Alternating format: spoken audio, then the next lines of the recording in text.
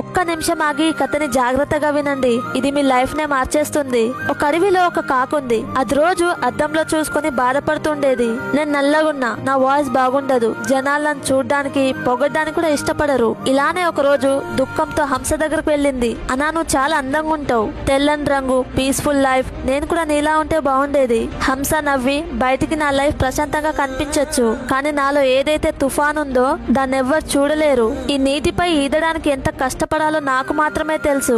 ఇంకా ఈ తెల్ల రంగు అంటావా, ఇది ఒక రంగేనా? కాక అడుగుతుంది. అంటే నువ్వు నీ లైఫ్ తో హ్యాపీగా లేవా? అస్సలు లేను.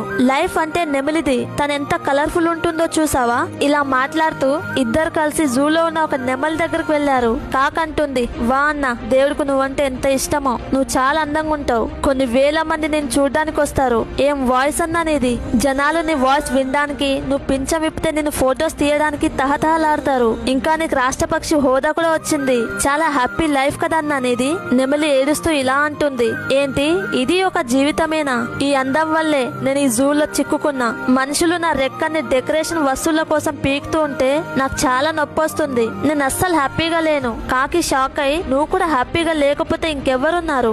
నెమలి అంటుంది, నేను చాలా రోజులుగా ఆలోచిస్తున్నా, ఒకవేళ నేను గాని కాకినై ఉంటే ఎంతో స్వేచ్ఛగా నాకు నచ్చిన చోటికి నేను తిరగగలను. ఎవ్వరు నన్ను బాధించరు. నిజంగా లైఫ్ అంటే నీది, నీకంటూ ఏ టెన్షన్స్ లేవు. ఫ్రీగా ఎగురుతావు, చక్కర్లు కొడతావు, ఎక్కడ నచ్చితే అక్కడ కూర్చుంటావు. మోరల్ ఆఫ్ ది స్టోరీ, ఈ ప్రపంచంలో ఎవ్వరు పర్ఫెక్ట్ కాదు, పూర్తి సంతోషంగా ఎవ్వరు ఉండరు. ప్రతి మనిషి ఏదో ఒక సమస్యలతో బాధపడుతూ ఉంటారు. అందుకే వేరే వాళ్ళని చూసి మిమ్మల్ని మీరు తక్కువ చేసుకోకండి.